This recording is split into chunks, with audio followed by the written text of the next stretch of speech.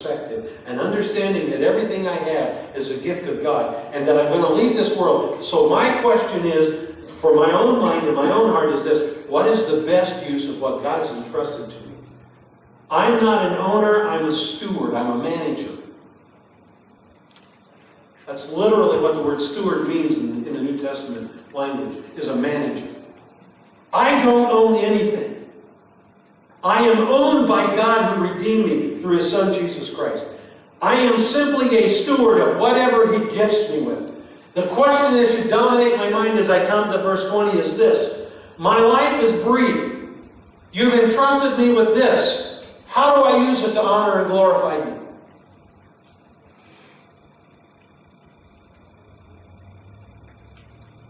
That's the lesson. Next lesson in lesson 4 is the source of enjoyment in verse 19. The preacher king is simply saying, when money is the focus and center of your life, verses 8 through 17 is what happens to you. When God is the center of your life and you understand that everything you have is controlled by Him, governed by Him, and gifted from Him, then it changes the whole dynamic of wealth and riches. And the overarching question is, how do I use what God has entrusted to me in a wise and God-honoring way that glorifies Him? Because I know I'm not taking anything with me. You want to talk about distracted living? It's everywhere around you. And everybody's clamoring for everything you've got. And you've got to get your heart and head right on this. As a follower of Jesus Christ, He owns it all. I'm just a steward. And whatever He gives me, that's all I can be concerned about. I cannot be concerned about what He has not given me.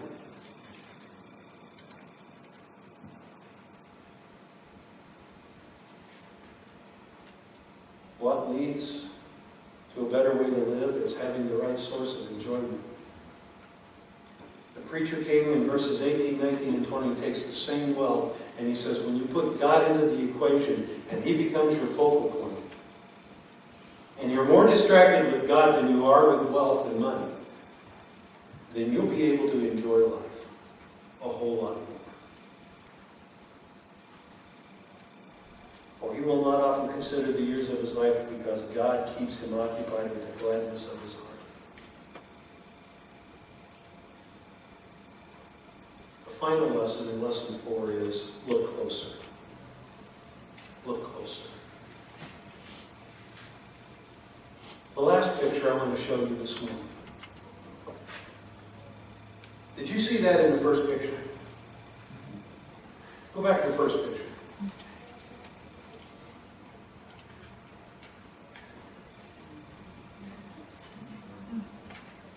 The moneylender's looking at his money.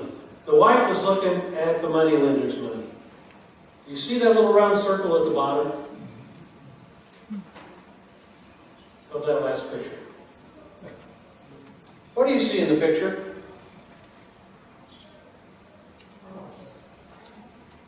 You see a cross, don't you? But it's actually part of the window, isn't it? Do you see something else in that picture?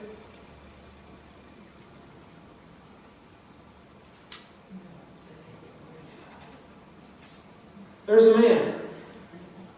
He's reaching out to the cross. You know who that is? That's Quentin Massese. Because the mirror is facing him as he's looking at what he's made of. And Quentin Massese puts himself in this picture, and when you look at it, what's he telling us? And what's he telling his world in Antwerp in 1514? A city that had become one of the greatest baking centers in all of Europe at that time. He's telling us that if you ever focus on money, you're living distracted. There's one thing you need to be reaching for the whole time. You can't see it very well in this picture, but his hand is reaching out to the base of the cross.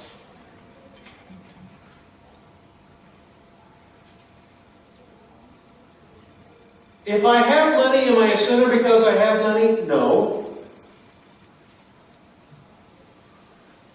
If God is blessed me in my life and I have resources that are abundant, have I done something immoral or wrong? Not necessarily. Here's the rub. If you've only got 2 pennies to rub together, you can be greedy. Greed is not a condition of how much you have. Greed is a condition of the heart where you're not satisfied. And Massis is telling us, in looking closer at his painting, the thing that will keep us centered on understanding wealth and God's resources and gifts to us is the cross. It's God. In a world that's shot through with identifying the meaning of life by the amount of money and possessions we have, this is what's missing. Because people who have it all are never satisfied. And they always want just a little bit more. And they always want what somebody else has got. And the sad reality is when they die, they don't go with it. It doesn't go with it. Look closer.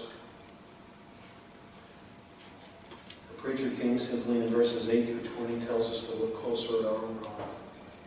And he asks one question: what do you worship? What do you worship? Do you worship the giver of the gift? Or do you worship the gift instead of the giver? In our world, as in Clinton Massis' world, we often worship the gift. Let's pray. Father, this morning I simply pray, Lord. We are surrounded by a world that uses money as a measuring stick for everything. And it's hard not to get distracted like the moneylender's wife. But Lord, help us to learn the valuable lessons from this little passage in Ecclesiastes this morning. That satisfaction is sold separately. It has nothing to do with the resources and the money that you give us. It has everything to do with worshiping you as the giver of life. And so whatever circumstance we are in, the overarching question is, how do I use what God has given me in a way that honors Him, in a way that advances His kingdom, in a way that reduces the temptation to be distracted and to sin over money. We are surrounded not only by people, but by a government and a world that worships money. Indeed, the love of money is a great evil that pierces, shoots us full of holes in our life. Deliver us from a heart of greed. Give us a heart of gratitude, to recognize that you give us the life and the ability to earn and the ability to work, and you give us the mind and the heart that's redeemed, that understands there's something more important than a big bank account. It's a big account with the Heavenly Father.